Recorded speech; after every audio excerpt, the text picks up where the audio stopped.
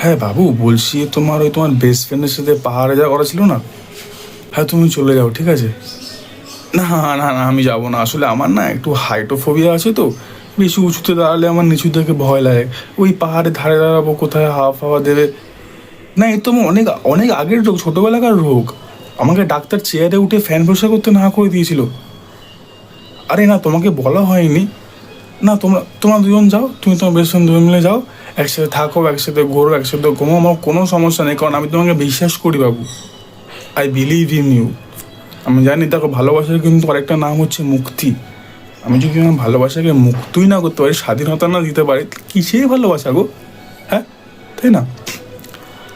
হ্যাঁ, আমি হঠাৎই এরম।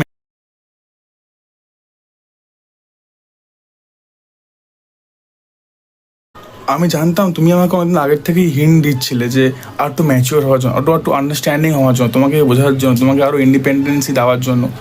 হ্যাঁ, তুমি ঘোরো ফোরো, আমি এখন অনেক আন্ডারস্ট্যান্ডিং হয়ে গেছি মনা। আমি এখন অনেক ম্যাচিওর হয়ে গেছি।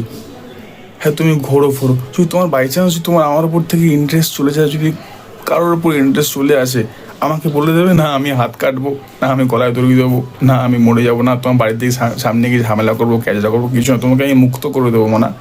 আমাকে খালি বলে দিও। হ্যাঁ তুমি ঘোরো, হ্যাঁ ঘোরো, টিকিট কেটে নাও, ঘোরো। হ্যাঁ মনা, ঠিক আছে, আমি তোমার জন্য সেম টু সেম থাকবো কলকাতায় বসে, তুমি ঘুরে আসো, ঠিক আছে। হ্যাঁ, হ্যাপি জার্নি মনা, হ্যাপি জার্নি।